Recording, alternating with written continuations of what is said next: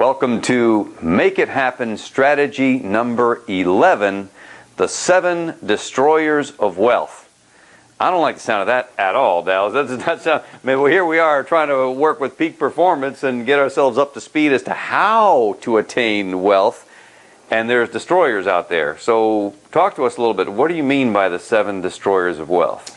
Well, normally we always see the 7 steps to this, the 5 ways to get this, all the different positives. And I'm a positive person. I want to put positive light on everything. However, when it comes to wealth accumulation, there are things out there that are constantly trying to take it away. They're destroyers. I didn't put them there for a negative purpose. I put them there for people to be aware of them, because if we can be aware of the destroyers and we can eliminate them from our life or circumvent them from our life and be aware of them, then we can actually be on the road toward accumulating wealth in a positive way.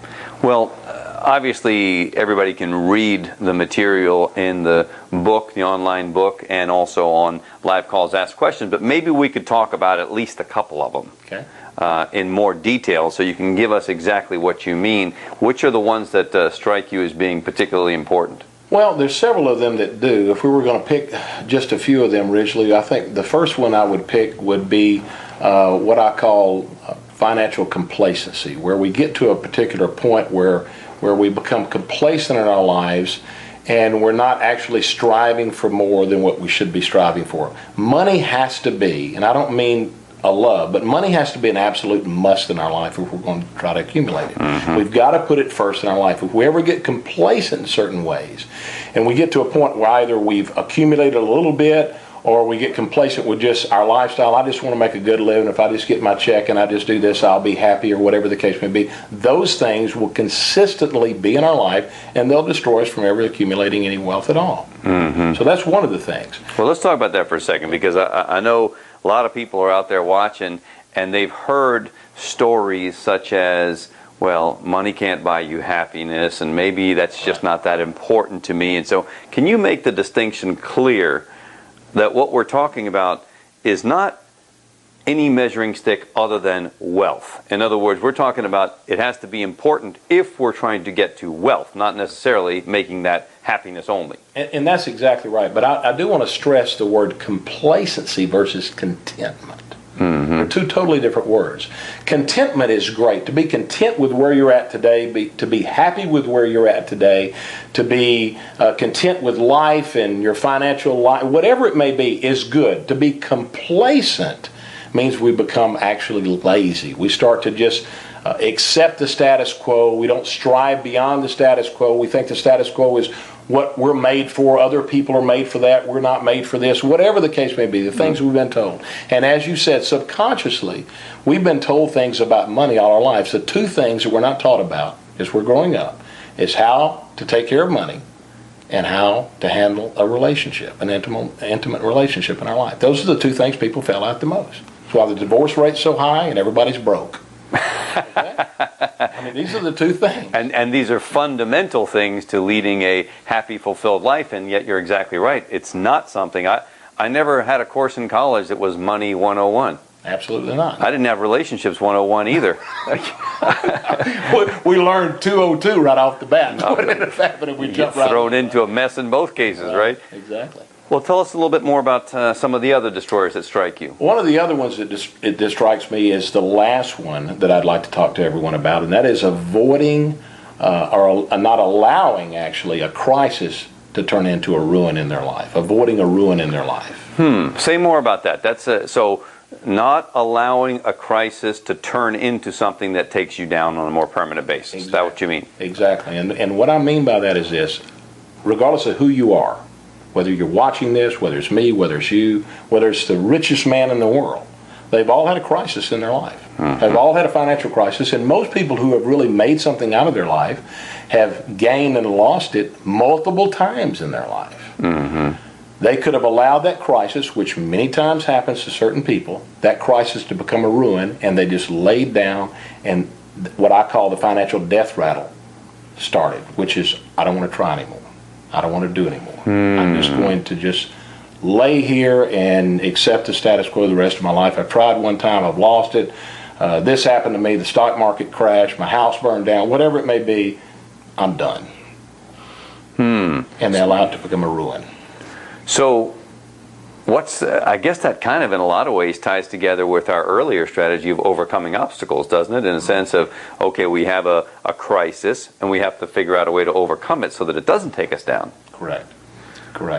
And what we have to do in this particular case, and we're talking finances right now, but in this particular case, if we have a crisis, is to realize that you're not alone in that crisis, that you're not by yourself, that it doesn't just happen to you. It happens to everyone who's trying to accumulate wealth in their life. And if you will continue to try, and all these strategies do tie together, but if you'll continue to try, and if you'll realize that that crisis doesn't have to ruin your life, and you'll use it as a learning experience rather than an excuse not to do it anymore, odds are you'll be able to accumulate it again. You'll be much smarter and much wiser the next time to not lose it as you did before. And say a little bit more about that, because I think that there's a fundamental principle at work here about taking the lesson with you. You can lose, just don't lose the lesson, and how we can parlay that into a much greater future success. That's exactly right. Yeah. When a crisis happens in our life, we can either take that and learn from that crisis, which we're going to learn from it, but be able to learn from it and apply that knowledge in life.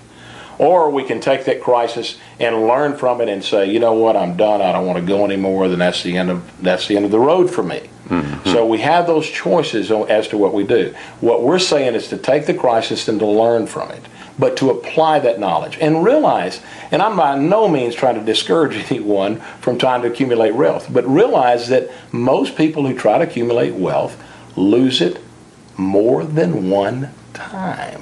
Mm-hmm. Not just once. Mm-hmm. Meaning that crisis has to become something they just continuously learn from. Right. And that's why so many people do not accumulate it in life and don't actually get to that point they want to get in life, because they just give up. They say, you know what, this road's for somebody else. I don't want to go down it anymore. Right. This is just too hard for me, and I've had enough, and whatever. Right. And now, talk a little bit about that. Certainly it's happened to me. I've lost it all twice, and happy to not be in that space anymore, right?